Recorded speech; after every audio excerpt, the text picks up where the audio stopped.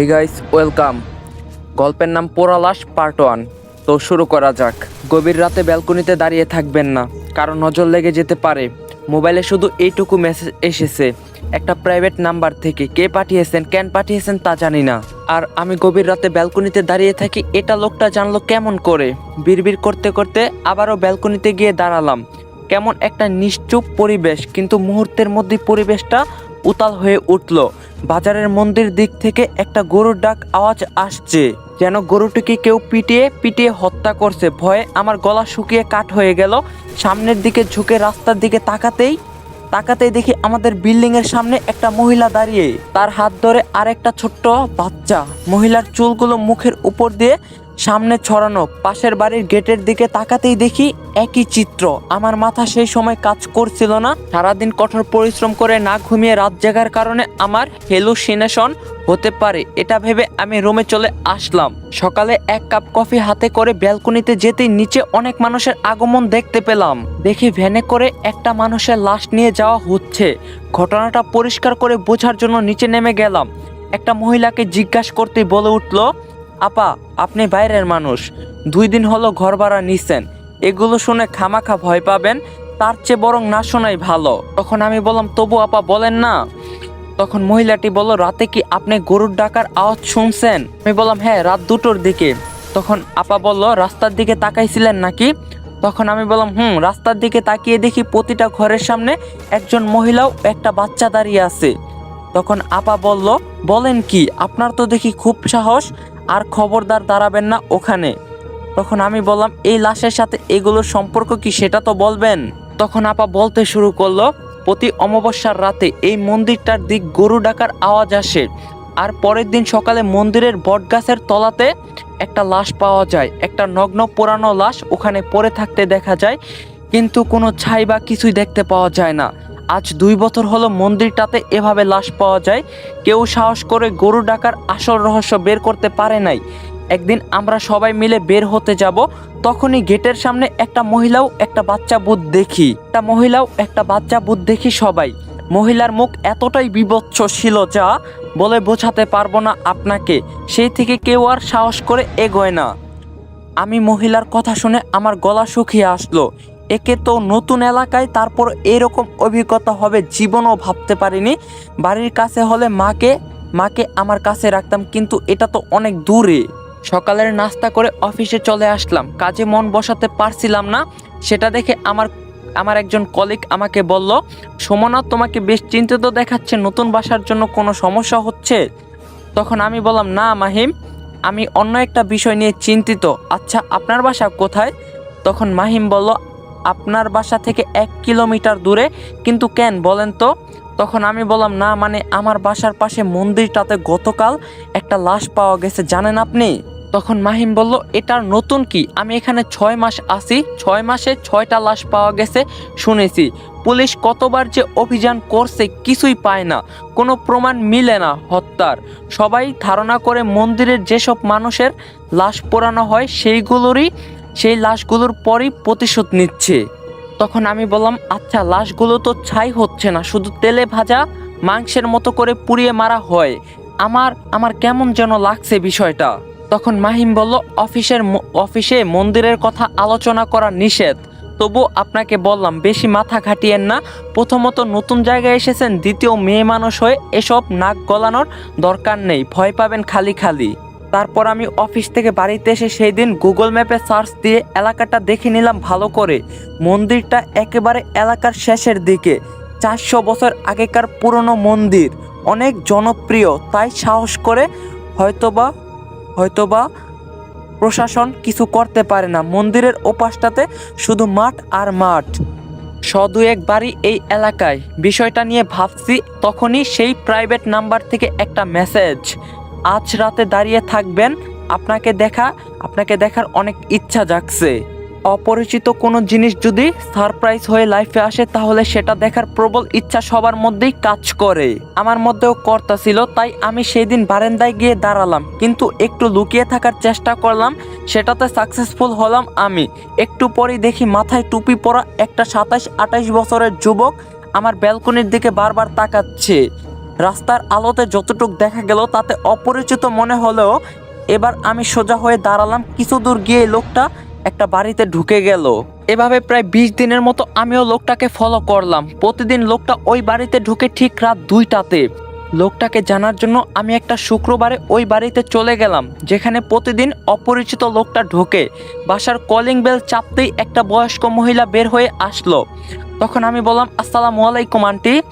তখন আন্টি সালামের উত্তর দিল, ওয়ালাইকুম আসসালাম, মা তুমি কে?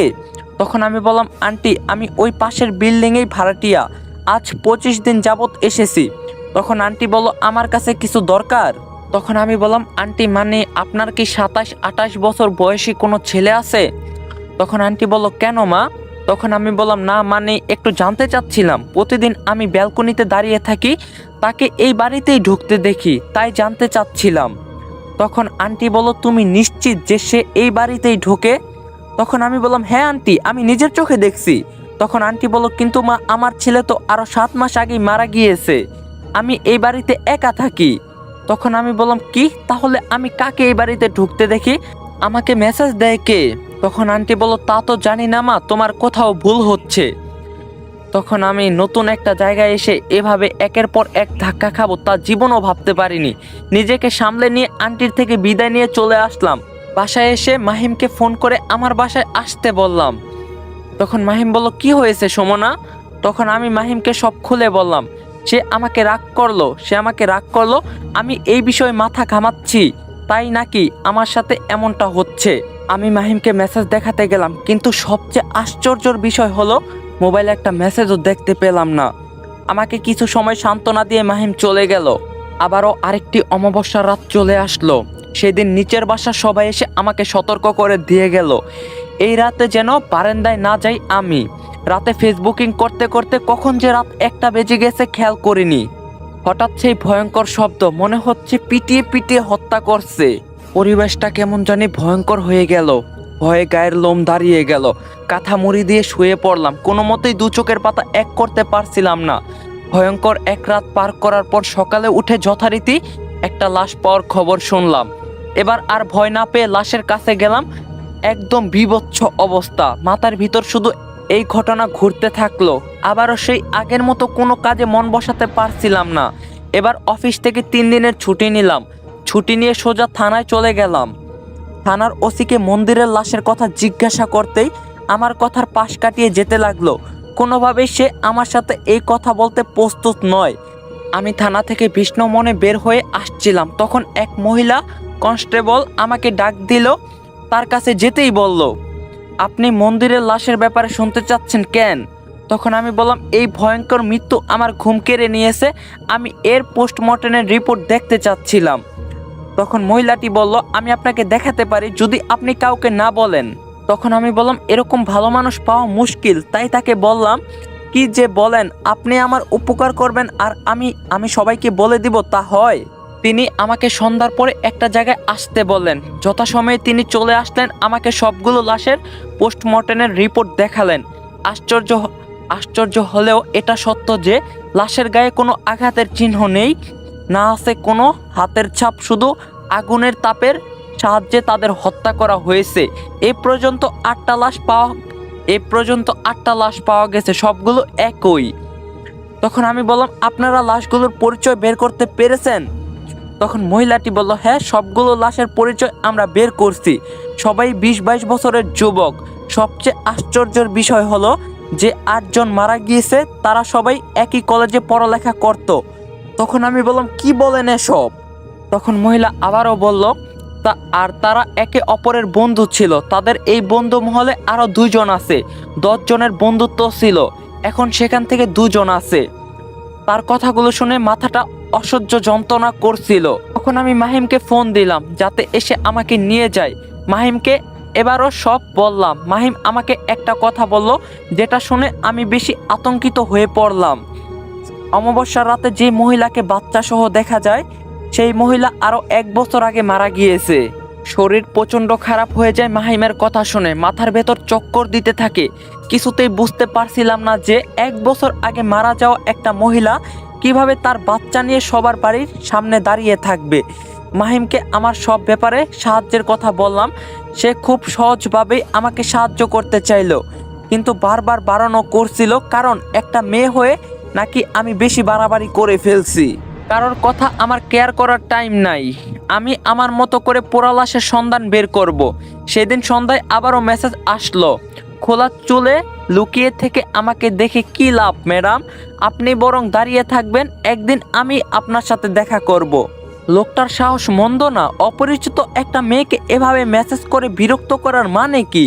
তিনি কি আমার সাথে মশকরা করছেন, না আমাকে ভালো তার এই কয়দিনে মাথার যে অবস্থা হয়েছে তাতে কিছুদিনের মধ্যে পাগল হয়ে যাব মনে হচ্ছে। রাতের রান্না শেষ করে ঘরে ঢুকতেই দেখি জানালার পর্দার ওপাশে মানুষের আকৃতির কেউ একজন দাঁড়িয়ে। কে কে বলে চিৎকার করলাম, কেউ নেই। এগিয়ে যাওয়ার মতো সাহস পাচ্ছিলাম না। এক পা এগোতেই কারেন্ট চলে গেল, আর জানালার ওদিক থেকে কেউ একজন ফিসফিসিয়ে বলছে, মৃত্যুর স্বাদ পেতে চাস সমনা, পোড়া লাশের পিছনে ছুটছিস কেন? বলার ভঙ্গিটা এতটাই ভয়ঙ্কর ছিল যে আমি সেন্সলেস হয়ে যাই। জ্ঞান ফিরতেই দেখি আমি মেঝেতে পড়ে আছি। পুরো রুমে ছাই আর ছাই, কিন্তু এই ছাই আসবে কোথা থেকে? আমি রুমে গ্যাসে রান্না করি। তখনই আমি মাহিমকে ফোন দিলাম। বেচারা এত রাতে আমার ফোন পেয়ে ভয়কে যায়, আমাকে আয়াতুল কুরসি পড়তে বলে। সেই দিনের মতো রাতটা পার করি। সকালে বাড়িওয়ালা চাচাকে সব বলি, তিনি আমাকে এসব বিষয় ঘাটাঘাটি করতে নিষেধ করেন। কি দরকার এসব ভূত প্রেতের পিছনে ছুটে? চাচার কাছে ছাইয়ের কথা বলতে তিনি এমনভাবে ভড়কে গেলেন যেন তার সামনে কাউকে খুন হতে দেখলেন। ছাইগুলো কি এখন আছে তোমার রুমে? তখন আমি বললাম, না চাচা, ফেলে দিয়েছি। তখন চাচা বলল, মা, তোমার কপালে কষ্ট আছে, দেখতাছি। এর আগে আমাদের গ্রামে 2টা ছেলে এসব নিয়ে মাথা ঘামিয়েছিল, 2টাই 8 মাস আগ থেকে নিখোঁজ। তাদের সাথে কি হয়েছে আল্লাহ জানে। ছেলে দুইটার ডেড বডিও পাওয়া যায় নাই। তুমি সাবধানে থাইকো। গাইস, যদি পোড়া লাশের পার্ট 2 লাগে অবশ্যই কমেন্টে বলবেন, আর গল্পটা কেমন লাগছে এটাও কমেন্টে জানাবেন। আমাদের চ্যানেল 100K সাবস্ক্রাইবার খুবই কাছাকাছি, তো চ্যানেলটা সবাই সাবস্ক্রাইব করবেন, ভিডিওতে একটা লাইক দিবেন। দেখা হইব পোড়া লাশের পার্ট 2-তে। ভালো থাকো, সুস্থ থাকো, আল্লাহ হাফেজ।